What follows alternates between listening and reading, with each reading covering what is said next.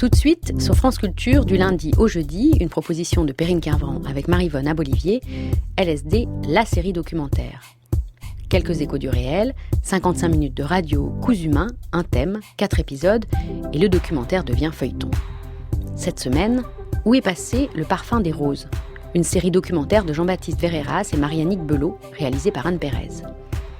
Au départ de cette série, il y a la curiosité et l'envie de connaître les étapes du voyage que font les roses, de la terre souvent lointaine où elles ont poussé, jusqu'à ce seau de plastique blanc où elles trempent, enveloppées dans du papier transparent, inodore et solitaire, prêtes pour la folle ruée de la Saint-Valentin. Et puis il y a aussi cet étourdissement qui nous prend lorsqu'on se perd dans l'odeur des roses en été, au point de rêver de la mettre en éprouvette. Et puis il y a aussi des noms, Cornelia, Porcelaine, Pompadour, Cuisse de nymphe, Pierre de Ronsard, des souvenirs d'anniversaire ou de fêtes des mères et des images où résonnent ces vers de Gertrude Stein, Rose est une rose, est une rose, est une rose. Pour commencer, les personnages. Une gardienne de roses anciennes, une historienne qui recherche les racines des fleurs, un pépiniériste dévoué aux roses et une sociologue qui ôte les dernières épines de son sujet. Ensuite, le décor, une roseraie qu'on respire de loin, des jardins, des serres, des buissons, un train de roses, des vases, des étals, mais aussi de vieilles maisons bourgeoises et des cours princières. Aujourd'hui, premier épisode, on est en France, en Ardèche, et les roses ont toujours fait rêver. Chaque personne qui vient, que ce soit des stagiaires, des employés, a les mains dedans, les mains dans les épines, les mains dans le pétale, dans le parfum. Comme disait mon père, les roses, c'est comme les femmes, elles sont toutes belles, hein. Je dirais, les roses, elles ont toutes leurs jours, elles ont toutes leurs heures. Certaines vont préférer l'ombre, d'autres le soleil. La rose bleue, qu'on n'a pas encore obtenue, le rêve de l'obtenteur, le Graal. Il faut s'en occuper tous les jours. Il faut vraiment aimer. Tu prends le bonheur ou tu prends les épines ? Non, c'est par les épines, le moins et on drôle. finira par le bonheur. Pour faire rêver, on est là pour faire rêver. C'est quoi votre joli petit prénom ? Rosemonde.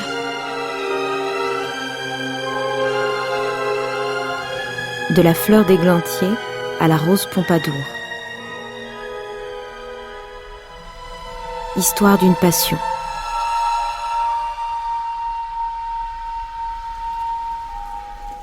Un jardin comme il n'y a nulle part ailleurs, parce que je laisse toutes les fleurs des champs. C'est un jardin au milieu de la nature, complètement, quoi, même dans les massifs. C'est un endroit qui est refermé sur lui-même. C'est cet aspect oasis qui est tout à fait étonnant et qui correspond bien finalement à l'impression qu'on ressent quand on met le nez dans une rose, un peu cette espèce de détente d'un seul coup. L'impression d'être un peu lavé, un peu... Les parfums sont tellement forts qu'ils montent jusqu'à la route. Et les gens, quand ils sortent de leur voiture, tout de suite, le parfum est tellement puissant que, en fait, je crois que c'est ça qu'ils ressentent en premier. La rose est sans pourquoi, fleurit parce qu'elle fleurit, sans souci d'elle-même ni désir d'être vue.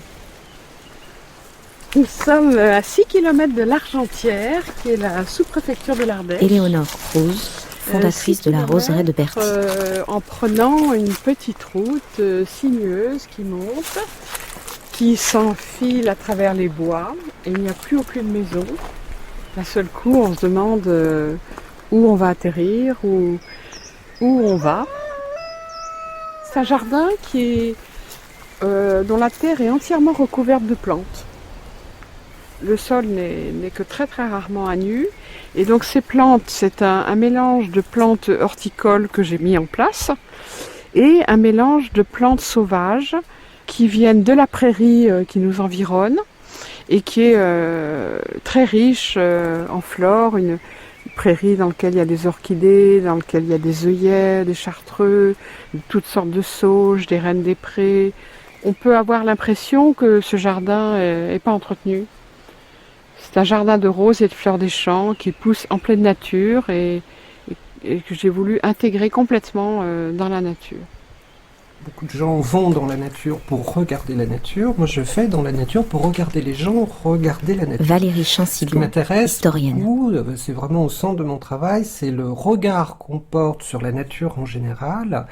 Et les fleurs en particulier, j'ai un peu une fascination pour elles depuis très longtemps, parce que c'est par définition une créature vivante qui est totalement différente de nous. Vraiment, en termes biologiques, en termes de constitution, vous prenez un saule, vous le débitez en petits bois, vous plantez 100 piquets faits avec votre saule, ça va donner 100 fois le même saule parce que tous les piquets vont pousser.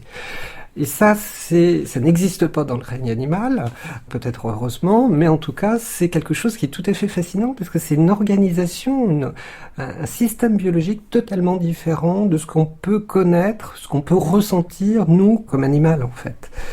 Effectivement, j'ai toujours eu cette fascination pour ce côté extrêmement étrange de la fleur.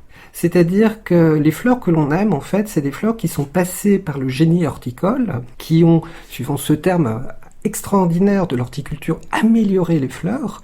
Et en améliorant les fleurs, on les a en fait à la fois standardisées et artificialisées. La rose, d'ailleurs, est un symbole de cette artificialisation absolue de ces fleurs. Ce qui me touche le plus, c'est la relation de cette plante-là avec l'humain. D'abord, c'est la fleur la plus domestiquée. C'est la seule plante qui soit autant liée à la civilisation.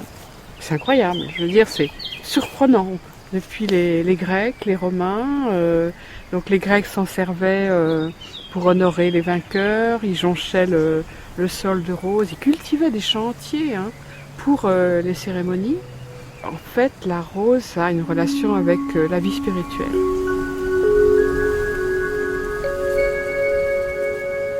La rose de marbre immense et blanche était seule sur la place déserte où les ombres se prolongeaient à l'infini. Et la rose de marbre, seule sous le soleil et les étoiles, était la reine de la solitude. Et sans parfum, la rose de marbre, sur sa tige rigide au sommet du piédestal de granit, ruisselait de tous les flots du ciel. La lune s'arrêtait pensive en son cœur glacial, et les déesses des jardins, les déesses de marbre, à ses pétales venaient éprouver leur sein froid. La poétesse Sappho, dans l'Antiquité grecque, au 7e siècle avant Jésus-Christ, sur l'île de Lesbos, avait écrit un poème où Zeus avait consacré la rose comme reine des fleurs. Blandine Vett, Ce goût pour la rose, sociologue. la Grèce l'a transmis à Rome. Et dans l'Antiquité romaine, la rose a été très cultivée pour des usages ornementaux, enfin médicinaux aussi, mais ornementaux, pour orner les jardins, pour des bouquets de fleurs dont on trouve des représentations dans des mosaïques dans le pays. Et puis une culture de la rose qui a été très importante pour les pétales. Dans les grandes fêtes de la Rome, notamment décadente, on jetait à foison des pétales de rose. Néron, l'empereur fou, il veut séduire. Donc il va organiser des banquets sur Jacques Ronchon, tout est rosieriste. Tout est peint en rose, il y a des roses partout, il y a des fontaines qui crachent de l'eau de rose, on met de l'eau de rose dans le vin, on fait des gâteaux de rose, le cuisinier, le Bocuse de l'époque, lui calcule des recettes, le plat préféré c'est le rossignol rôti sur pétales de rose confit. Enfin il y a de la rose partout. Et puis, luxe suprême, on va tendre un voile au-dessus de la salle du banquet. À la fin du banquet, on coupe les attaches et les invités se retrouvent couverts de pétales de rose. 150 ans après, on a un autre empereur, plus fou que le précédent.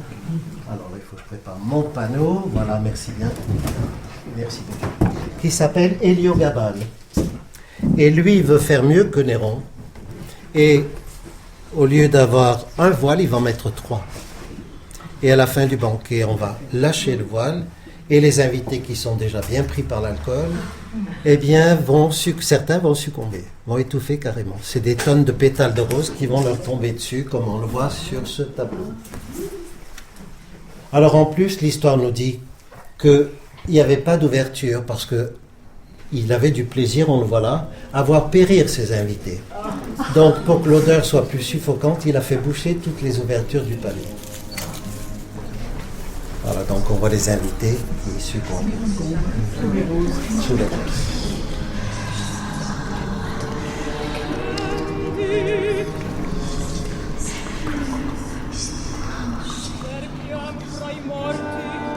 En réaction par rapport à ces grandes fêtes de la Rome décadente, les premiers pères de l'ère chrétienne vont beaucoup moins utiliser la rose. Alors certes, ils la considèrent comme une création de Dieu, comme un don de Dieu, donc on a le droit de contempler des roses, mais Clément d'Alexandrie a interdit